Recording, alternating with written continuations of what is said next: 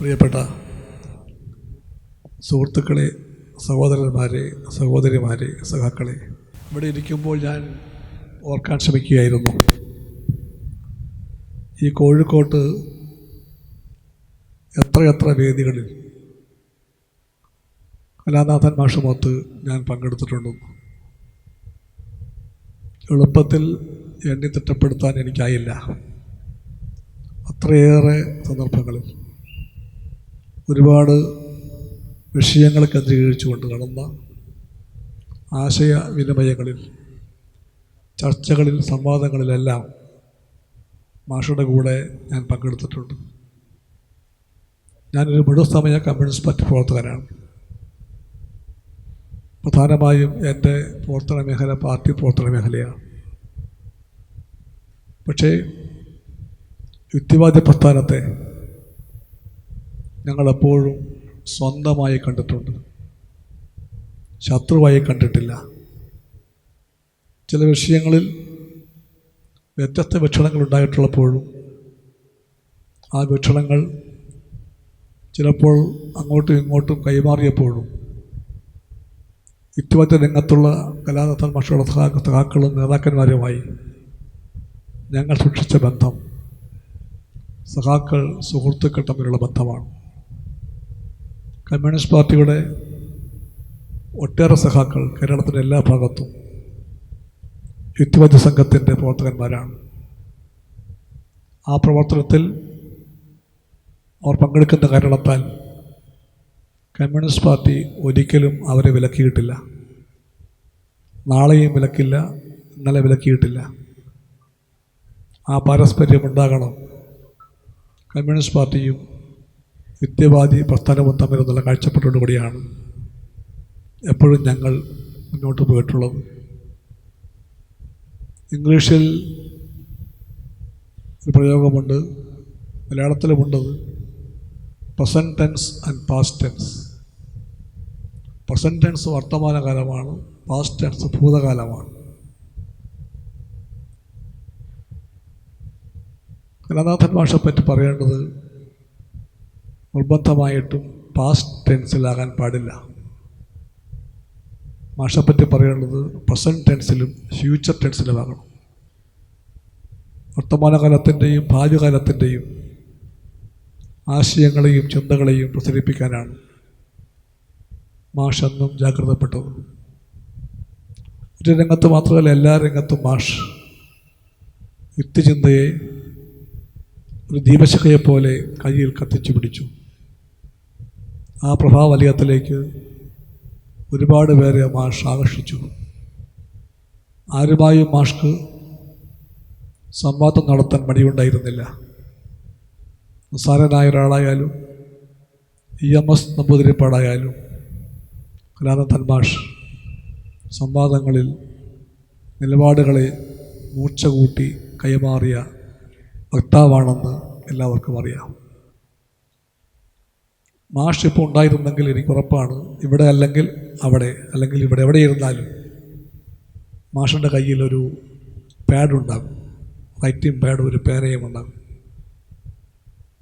ഇവിടെ ആരെല്ലാം എന്തെല്ലാം പറഞ്ഞാലും, പ്രധാനികളാകട്ടെ അപ്രധാനികളാകട്ടെ, പ്രശസ്തരാകട്ടെ അപ്രശസ്തരാകട്ടെ, കമ്മ്യൂണിസ്റ്റാകട്ടെ കോൺഗ്രസ് ആകട്ടെ BJP ആകട്ടെ, ആരും ഇവിടെ സംസാരിച്ചാൽ അതിൻ്റെ എല്ലാ കുറിപ്പ് ഒരു വിദ്യാർത്ഥിയുടെ ശുഷ്കാന്തിയോടുകൂടി മാഷ് കുറിച്ചു വയ്ക്കും. അത്ഭുതകരമായൊരു ശ്രദ്ധയാണ്. എല്ലാ കുറിപ്പും മാഷ് രേഖപ്പെടുത്തി വയ്ക്കും. കാലം കഴിഞ്ഞിട്ട് ആ വിഷയത്തെപ്പറ്റിയോ ആ സംവാദത്തെപ്പറ്റിയോ ഒരു ചെറിയ ഓർമ്മപ്പെടുത്തൽ സ്വയമോ മറ്റെല്ലാവർക്കും വേണ്ടി വന്നാൽ മാഷ് തപ്പിയെടുത്ത് അത് പറയും. ആ ഒരു പ്രത്യേകത എൻ്റെ ജീവിതത്തിൽ ഞാൻ കണ്ടത് മാഷിൽ മാത്രമാണ്. കലാനാഥൻ മാഷാണ്, ആ കലാനാഥൻ വിദ്യാർത്ഥിയുമാണ്. ഒരേ സമയം അധ്യാപകനാകാനും വിദ്യാർത്ഥിയാകാനും ജാഗ്രത കാണിച്ച ആ മനുഷ്യൻ, അതാണ് യുക്തിചിന്തയുടെ ആദ്യത്തെ ഘട്ടമെന്ന് അന്ത്യം വരെ വിശ്വസിച്ചിരുന്നു. ഈ അന്വേഷണത്തിൻ്റെയും കണ്ടെത്തലിൻ്റെയും പഠനത്തിൻ്റെയും മനനത്തിൻ്റെയും ആശയഗതിയാണ് യുക്തിചിന്തയെന്ന് മാഷ് സ്വയം കരുതിയിരുന്നു. ഒരുപാട് കാര്യങ്ങളിൽ മാഷ് ഞാനും കൂടെ അപൂർണമായ ചർച്ചകളുണ്ടായിട്ടുണ്ട്.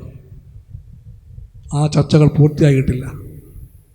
പൂർത്തിയാക്കും മുമ്പ് മാഷ് പോയി മറഞ്ഞു. ഇവിടെ പറഞ്ഞു ബയോ ടോയ്ലറ്റ്സിനെ പറ്റി. അതുപോലെ പല കാര്യങ്ങളെപ്പറ്റി മാഷ്ക്ക് ഒരു നൂതനമായ സമീപനമുണ്ടായിരുന്നു. സാധാരണക്കാരുടെ കണ്ണ് പതിയാത്ത മേഖലയിൽ ആ കണ്ണ് പതിഞ്ഞു. എല്ലാവരെ പോലെയും വല്ലാതെ വ്യത്യസ്തമായി ചിന്തിച്ച ആ മനുഷ്യൻ വേറിട്ട വഴിയിലൂടെ മുന്നോട്ട് പോകാൻ എന്നും ഇവിടെ ഉള്ളവരെ ജാഗ്രതപ്പെടുത്തി. മാഷ് ഒരുപാട് കാലം വള്ളിക്കുന്ന് പഞ്ചായത്തിൻ്റെ പ്രസിഡൻ്റായിരുന്നു. അദ്ദേഹത്തിൻ്റെ പഴയ രാഷ്ട്രീയ പാർട്ടിയുമായി കലഹിച്ചപ്പോഴും ആ പാർട്ടി മാഷോട് പല കാര്യങ്ങളിലും കർക്കശമായി പാർട്ടി അച്ചടക്കത്തിൻ്റെ കാര്യം പറഞ്ഞപ്പോഴും CPM സഖാക്കൾ മാഷോട് പറഞ്ഞു വള്ളിക്കുന്ന് പഞ്ചായത്തിൻ്റെ പ്രസിഡൻ്റായി മാഷ് തുടരണമെന്ന്. അത് CPMൻ്റെ നിലപാടിൻ്റെ നല്ല വശമായി ഞാൻ കാണുകയാണ്.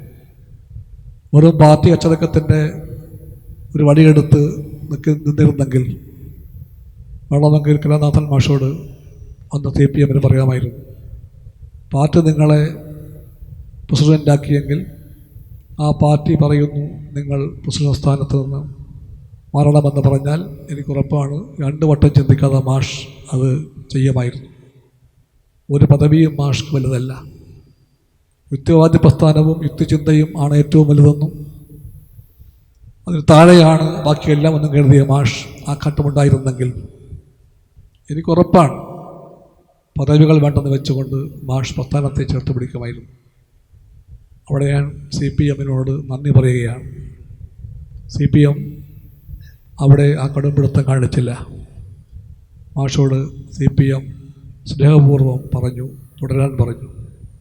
CPMൻ്റെ ഭാഗമായി മാഷെ അവസാനം വരെ കണ്ടു. പല കാര്യങ്ങളിലും മാഷ്ക്ക് ഗൗരവമേറിയ ഭിന്നതകളുണ്ടായിരുന്നു. പല കാര്യങ്ങളിലും മാഷ്ക്ക് വ്യത്യസ്തമായ നിലപാടുണ്ടായിരുന്നു. പക്ഷേ ഒരു കമ്മ്യൂണിസ്റ്റുകാരൻ്റെ വിശാലമായ ബോധത്തോടുകൂടി മാഷ് അതിനെയെല്ലാം ഏറ്റവും ശരിയായി കൈകാര്യം ചെയ്തത് കൊണ്ടാണ് പലപ്പോഴും പൊട്ടിത്തെറികൾ ഒഴിവായതെന്നും എനിക്കറിയാം. അതും മാഷിൻ്റെ പ്രത്യേകതയാണ്.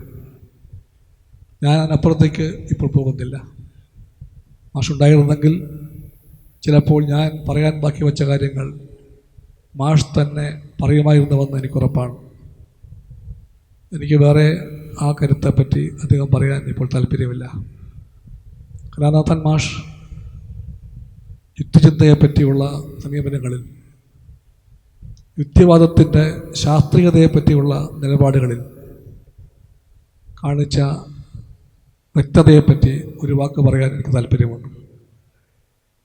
എൻ്റെ ഓർമ്മയിൽ ആദ്യത്തെ യുക്തിവാദി ഇടപെടൽ ഞാൻ നടത്തിയത് ഒരു ജാഥയ്ക്ക് മാല ഇട്ടുകൊണ്ടാണ്. ഞാൻ അന്നൊരു വളരെ ചെറിയ കുട്ടിയാണ്. യുക്തിവാദി ജാഥ അന്ന് വന്നു, ഒരു സംസ്ഥാനതല ജാഥ. അന്നതിൽ എൻ്റെ ഓർമ്മ ഇടമുറിവും അങ്ങനെ പലരും ഉണ്ടായിരുന്നു. എനിക്ക് ഏറ്റവും അടുപ്പം എന്നുള്ളത് ഇടമുറുകനോടാണ്. അതുകൊണ്ട് ആ പേര് ഞാൻ മറന്നു പോകാതെ ഇപ്പോഴും സൂക്ഷിക്കുകയും ചെയ്യും. പക്ഷേ എൻ്റെ ഓർമ്മ ആ പ്രസ്ഥാനത്തിൻ്റെ ആ ജാഥയുടെ ഭാഗമായിട്ട് അന്ന് MT ജോസഫും കുറ്റിപ്പുഴയും ഒക്കെ ഉണ്ടായിരുന്നുവെന്നാണ്. പവനൻ തീർച്ചയായിട്ടും ഉണ്ടായിരുന്നു. ആ ജാഥയുടെ വൈക്കത്തെ പരിപാടി നടത്തിയത് വൈക്കത്തെ CPI ഓഫീസിൻ്റെ പൂമുഖത്ത് വെച്ചായിരുന്നു. അന്നാണ് ഞാൻ യുക്തിവാദി ജാഥയെപ്പറ്റി ആദ്യമായി അറിയുന്നതും. ആരോ പറഞ്ഞു ജാഥ ക്യാപ്റ്റന് ഒരു മാലയിടാൻ. ഏറെ ഒന്നും അറിയാത്ത കുഞ്ഞായിരുന്നു ഞാൻ. 1ലോ മറ്റോ പഠിക്കുന്ന പ്രായമാണ് ഞാൻ. അതിനകത്ത് അന്ന് കാര്യം അറിയാതെ ആയിരിക്കാം ഒരു മാല ഇടുകയും ചെയ്തു. പക്ഷെ ഒരു മുദ്രാവാക്യം എൻ്റെ മനസ്സിൽ അന്ന് പതിഞ്ഞതാണ്: ജാതി വേണ്ട, മതം വേണ്ട, ദൈവം വേണ്ട മനുഷ്യന്. അന്ന് എനിക്കറിയില്ല ആരാണ് ആദ്യം പറഞ്ഞ ആളെന്ന്. പക്ഷെ ആ മുദ്രാവാക്യം എൻ്റെ മനസ്സിൽ ആഴത്തിൽ അന്ന് പതിഞ്ഞതാണ്. പിന്നെയും ഞാൻ കേട്ടു അതേ ജാഥയിൽ ഒരു മുദ്രാവാക്യം: ഞങ്ങളിലില്ല ഹൈന്ദവ രക്തം, ഞങ്ങളിലില്ല ക്രൈസ്തവ രക്തം, ഞങ്ങളിലില്ല ഇസ്ലാം രക്തം, ഞങ്ങളിലുള്ളത് മാനവരക്തം. ഇത് ഞാൻ കേട്ടത് അന്നാണ്. ഒരു കൊച്ചു വിദ്യാർത്ഥിക്ക് പോലും അറിയാം ആ വാക്കിൻ്റെ അർത്ഥമെന്താണ്. ആഴമറിയില്ല, അർത്ഥമറിയാമായിരുന്നു. അതുകൊണ്ട് എനിക്കുറപ്പായിരുന്നു എന്നെപ്പോലെ ഒരാൾ, ഒരു കമ്മ്യൂണിസ്റ്റായ അച്ഛൻ്റെയും അമ്മയുടെയും മകനായി ജനിച്ച സാധാരണക്കാരനായി ജീവിച്ച ഒരു കുടുംബത്തിലെ ഒരാൾ തീർച്ചയായിട്ടും ഹൃദയത്തിൽ കൊത്തിവെക്കേണ്ട വഴി അതാണെന്ന് എനിക്കറിയാമായിരുന്നു. അതിനപ്പുറത്ത് പ്രത്യേകിച്ച് വ്യക്തിപരമായി ഒന്നും ഞാൻ ചെയ്തിട്ടില്ല. എനിക്കതേ ചെയ്യാൻ പറ്റുമായിരുന്നുള്ളൂ. മരണം വരെയും അതായിരിക്കും ചെയ്യുക. ആ നിലപാടിൽ ഊന്നിക്കൊണ്ടാണ് യുക്തിവാദി പ്രസ്ഥാനത്തിൻ്റെ മിക്ക പരിപാടികളിലും വിളിച്ചപ്പോഴൊക്കെ ഞാൻ പങ്കെടുത്തിട്ടുണ്ട്. നാളെയും പങ്കെടുക്കും. ചില സമ്മേളനങ്ങൾ നടന്നപ്പോൾ കോഴിക്കോട് ഞാൻ സ്ഥിരവാസിയായിരുന്നപ്പോൾ സ്വാഗത സംഘത്തിൻ്റെ ഭാരവാഹിയാകണമെന്ന് എന്നോട് പറഞ്ഞപ്പോഴും ഞാനത് സമ്മതിച്ചിട്ടുണ്ട്. ഏറ്റവും ഒടുവിൽ ഇരുകൽ കൃഷ്ണേട്ടൻ്റെ മറ്റും ചേർന്നുകൊണ്ട് അഖിലേന്ത്യാ തലത്തിലുള്ളൊരു പരിപാടി, വർഷം എനിക്ക് ഓർമ്മയില്ല, നടത്തി. അഖിലേന്ത്യാ യുക്തിവാദി പ്രസ്ഥാനത്തിൻ്റെ ഒരു പ്രധാനപ്പെട്ട പരിപാടിയായിരുന്നു അത്, കോഴിക്കോട്ട് വെച്ച്. അതിൽ നമ്മുടെ DKയുടെ ദ്രാവിഡ ഘടക നേതാവ് പങ്കെടുത്തിരുന്നു, തമിഴ്നാട്ടിൽ നിന്ന്. ആ പരിപാടിയുടെയും സ്വാഗത സംഘം ചെയർമാനാകാൻ പറഞ്ഞത് ഇവരെല്ലാവരും കൂടി എന്നോടായിരുന്നു. അതും ഞാൻ ഏറ്റെടുത്തത് ഔദാര്യം കൊണ്ടൊന്നുമല്ല, കടമയാണ് എന്ന ബോധ്യം കൊണ്ടായിരുന്നു. ആ ബോധ്യം ഒരാഴമേറിയ വിശ്വാസമാണ്. അതിൻ്റെ വെളിച്ചത്തിൽ ഒരു യോഗത്തിൽ ഞാൻ ചോദിക്കുകയുണ്ടായി, അന്ന് ഇത്രയും വലിയ വിപത്തായി വിശ്വരൂപം കാണിച്ചുകൊണ്ട് RSS ഇന്ത്യയെ വിഴുങ്ങിയിട്ടില്ലായിരുന്നു. വിഴുങ്ങാൻ ഉള്ള കരുനീക്കങ്ങൾ ആരംഭിച്ചിരുന്നു. ഇപ്പോൾ തർക്കമാണ്, ഫാസിസ്റ്റാണോ, മുഴു ഫാസിസ്റ്റാണോ, നിയോ ഫാസിസ്റ്റാണോ, സെമി ഫാസിസ്റ്റാണോ? ആ തർക്കത്തിനെല്ലാം അടിസ്ഥാനം കണ്ടേക്കാം. ആ തർക്കമെല്ലാം ആരംഭിക്കും മുമ്പുള്ള കാലത്താണ് ഒരു യുക്തിവാദി യോഗത്തിൽ വെച്ച് ഒരു അഭിപ്രായം ഞാൻ പറയുകയുണ്ടായി.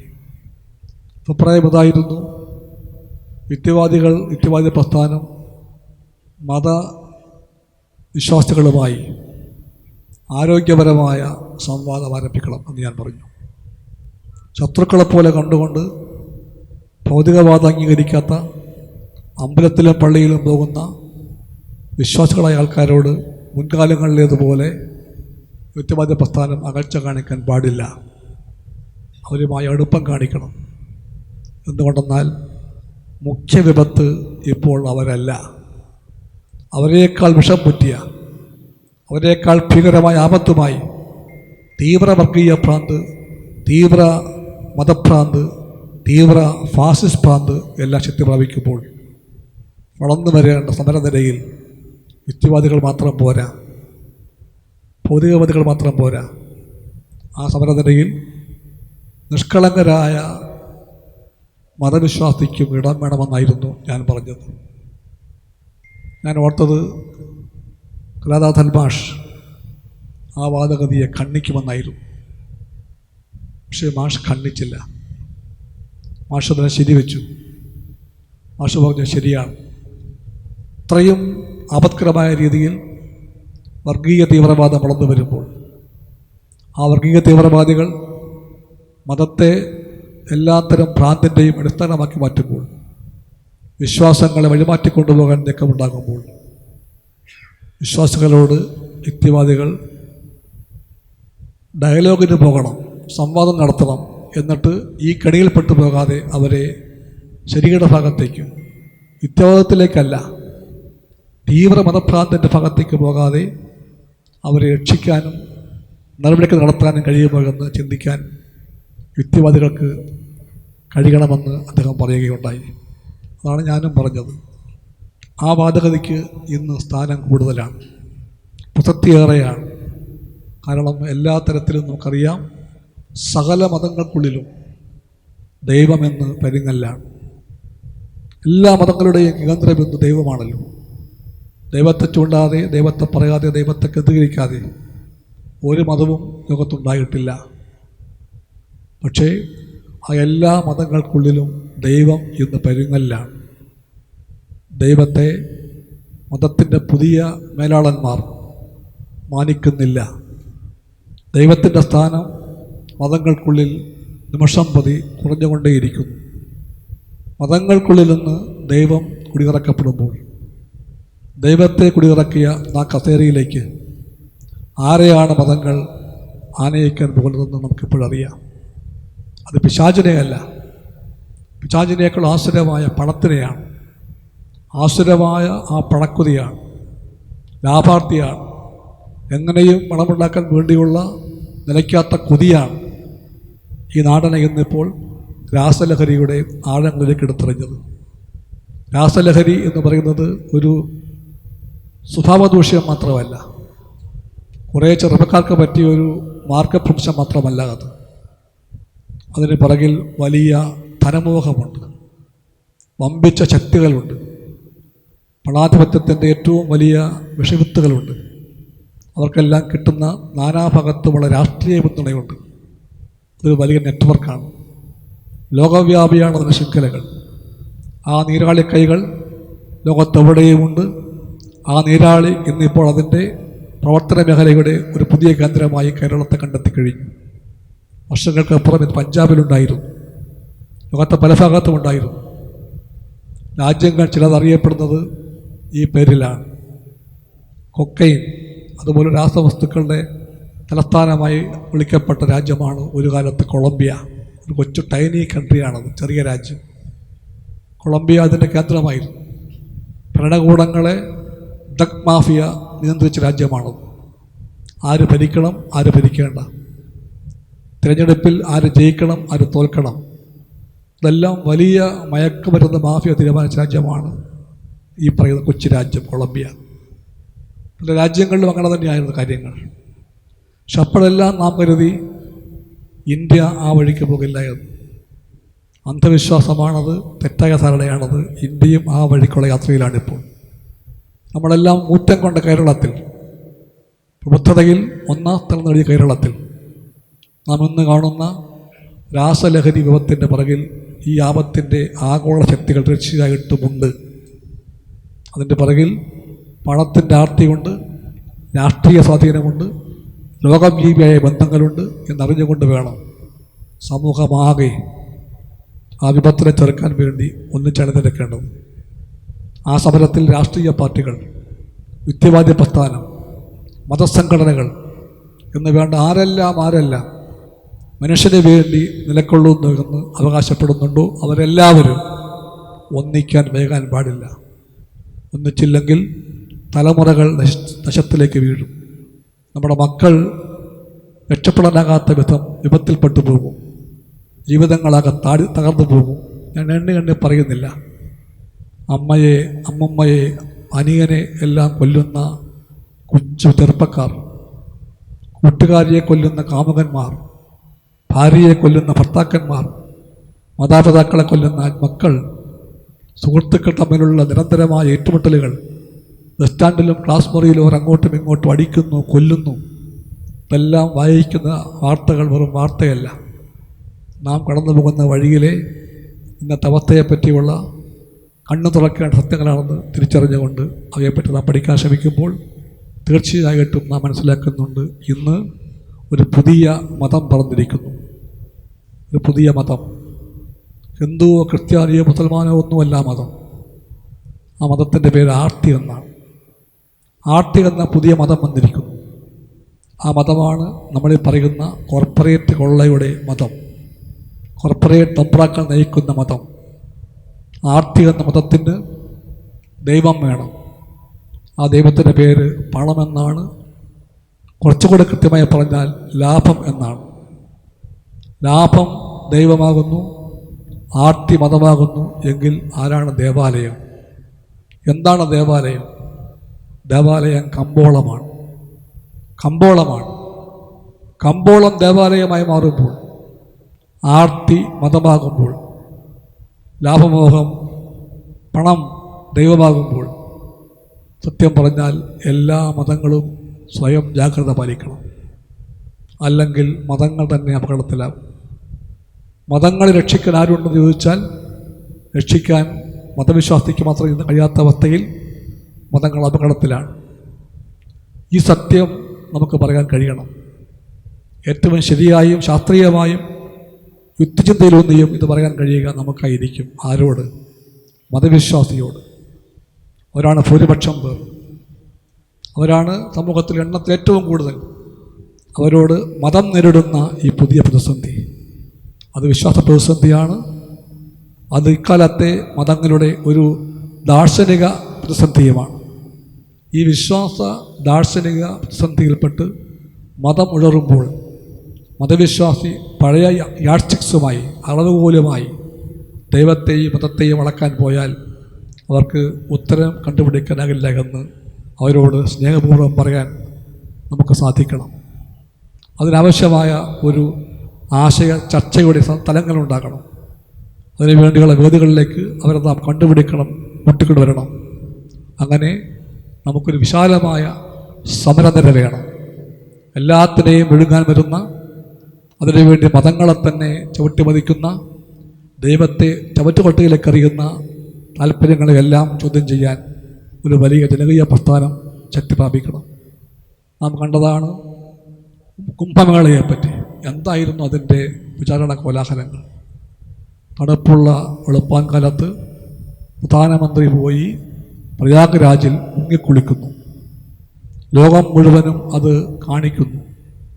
എന്നിട്ട് ആ വാർത്ത ഏറ്റവും അധികം കൊണ്ടാടിയത് ഡൽഹിയിലാണ്. അന്ന് ഡൽഹി പോളിംഗ് ബൂത്തുകളിലേക്ക് പോവുകയായിരുന്നു. പോളിംഗ് ബൂത്തുകളിലേക്ക് വോട്ടർമാർ പോകുന്ന അന്ന് മറ്റെല്ലാം മാറ്റിവെച്ചുകൊണ്ട് പ്രധാനമന്ത്രി അവിടെ പോയി മുങ്ങിക്കുളിച്ചതിൻ്റെ പുറകിൽ വിശ്വാസമൊന്നുമില്ല, ദൈവഭക്തിയുമില്ല. അതാണ് പുതിയ ഭക്തി.